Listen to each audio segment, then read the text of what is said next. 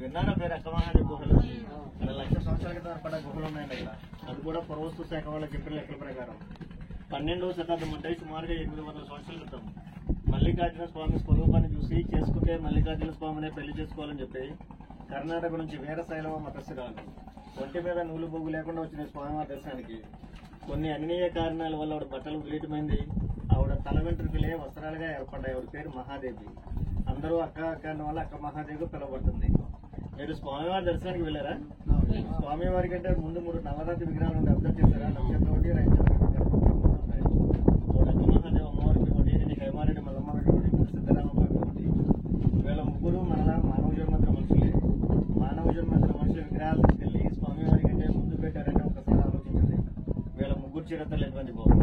ఈ ముగ్గురులో ఒక ఆవిడ గుహల్లో కొంతకాలం తపస్సేసి కదిలి వనమని పొరమందని అక్కడికి వెళ్లి స్వామివారిలో ఐక్యత అయిపోయింది.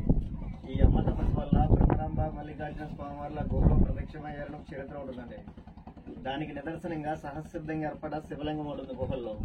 ఇప్పుడు శ్రీశైలం స్వామిని జ్యోతిర్లింగం అంటున్నది స్వయంభూలింగం అండి. ఆ స్వామి దర్శనానికి వెళ్ళాలంటే మా బూట్లు ఉదయం 9 గంటల నుంచి 11 గంటల లోపే వెళ్తాయి. వెళ్ళి రావడానికి 4 అవర్స్ టైం పడుతుంది. ఒక్కరికి వచ్చి 400 రూపీస్ టికెట్ తీసుకుంటారు. మినిమం 20 నెంబర్స్ ఉంటేనే కానీ బోట్ అక్కడ పంపించరండి. మనకు ఫ్రంట్ సైడ్ బిల్డింగ్ కూడా కనపడి చూడండి. అది రైట్ సైడ్ పవర్ హౌస్ కన్నా తయారవుతుంది. సేమ్ బిల్డింగ్ లెఫ్ట్ లో కూడా ఉంటుంది కదా, ఇదేమో left side power house. Actual గా పవర్ హౌస్ అంటే డ్యామ్ కింద హైదరాబాద్ రూట్ లో ఉంటాయండి.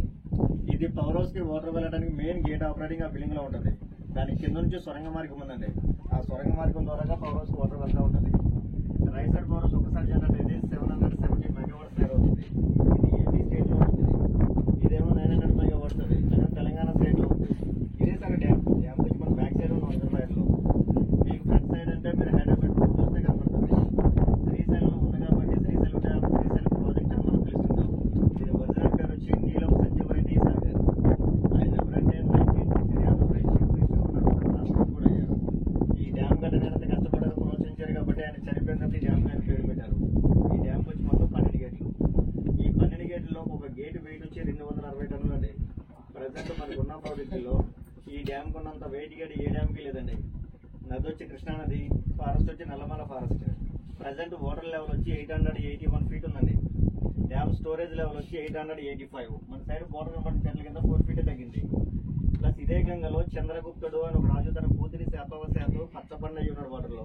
యాక్చువల్గా ఇక్కడ వాటర్ గ్రీన్ కలర్ లో ఉంటాయి నీళ్లు. ఈ ఫ్లడ్ రావడం వల్ల వాటర్ చేంజ్ అయింది. ఇదే గంగలో ఉగిలి బసవన్న అని చెప్పి ఒక నంది ఒకటి ఉంది శిలారూపంలో. ఒక నంది గుర్తుగా చూసారు కదా, మండపంలో ఉంటుంది పెద్ద నంది. దాన్ని శనగల బసవన్న అంటారు. సేమ్ అటువంటి నంది గంగలో ఉందండి. ఈ 2 నందులు కమల పిల్లలని చెప్తారు. 1963 ముందు శ్రీశైలం వచ్చిన ప్రతి భక్తుడు ఈ నందిని దర్శనం చేసి వెళ్ళిన వాళ్ళేనండి. ఈ డ్యామ్ గడిన తర్వాత బ్యాక్ వాటర్ లో నంది మునిగిపోయింది. ఈ ప్రదేశాన్ని పాతాళ గంగ అంటే కారణం ఏంటంటే గంగా నది కాశీ నుంచి అంతర్వాహినిగా ఈ ప్రదేశానికి వచ్చిందండి. అందువల్ల ఈ ప్లేస్ అంత ప్రాముఖ్యత. పాతాళ గంగలో స్నానం చేసిన ఈ నీళ్లు తల మీద చల్లుకున్న చేసిన పాపాలు పోతాయని మన నమ్మకం. మన నమ్మకమే కాదు, గ్రంథాల్లో కూడా రాసున్నాయి. నగ్న సత్యం అది. మీరు ఎన్నో వేల రూపాయలు ఖర్చు పెట్టుకుని శ్రీశైలం వస్తారు స్వామి దర్శనాలు, పాతాళ గంగలో స్నానం, బోటింగ్ చేసుకుని వెళ్ళిపోతుంటారు. మీరు ఇక్కడికి వచ్చి ఎన్ని వేల రూపాయలు ఖర్చు పెట్టినా వెళ్లే దారిలో సాక్షి గణపతి గుడి అని ఒకటి ఉంది. అక్కడికి వెళ్లి మీరు గోత్రనామాలు చెప్పుకుంటేనే మీరు శ్రీశైలం వచ్చినట్టు స్వామి కైలాసంలో తండ్రికి సాక్ష్యం చెప్తాడు. అందుచేతనే ఆయన సాక్షి గణపతిని పిలుస్తారు. శ్రీరాముడిని మనం దేవుడిగా పూజిస్తాం. త్రేతాయుగంలో శ్రీరాముడే ఈ స్వామి దర్శనం చేసుకుని సాక్షి గణపతిని సందర్శించిన చరిత్రలు ఉన్నాయండి. ఇప్పుడు శ్రీశైలం ఇన్ని వేల రూపాయలు ఖర్చు పెట్టుకుని వచ్చారు కదా మీరు ఇక్కడికి. పాతాళ గంగలో స్నానం చేస్తే పాపాలన్నీ పోతాయి. అవి మేము కల్పితమైతే కాదు, గ్రంథాల్లోనే ఉంది. చేస్తే పోతాయనేది మన నమ్మకం. నమ్మి చేస్తేనే పారిపోతుంది. ఇది శివపురాణంలో పర్టికులర్ గా రాస్తుంది. అది పార్వతీదేవి శివయ్యని అడిగిందండి ఒకసారి, స్వామి శ్రీశైలం మంది భక్తులు వస్తున్నారు కదా, వీళ్ళకి అందరికీ మోక్షం కలుగుతుందా అని. కొంతమందికి మోక్షం కలిగింది, కొంతమందికి మోక్షం కలగట్లేదు అన్నాడు స్వామి. అదేంటి స్వామి, అందరూ నిన్ను నమ్ముకుని కదా శ్రీశైలం వచ్చింది, కొంతమందికి మోక్షం నుంచి కొంతమందికి ఇవ్వకూడదని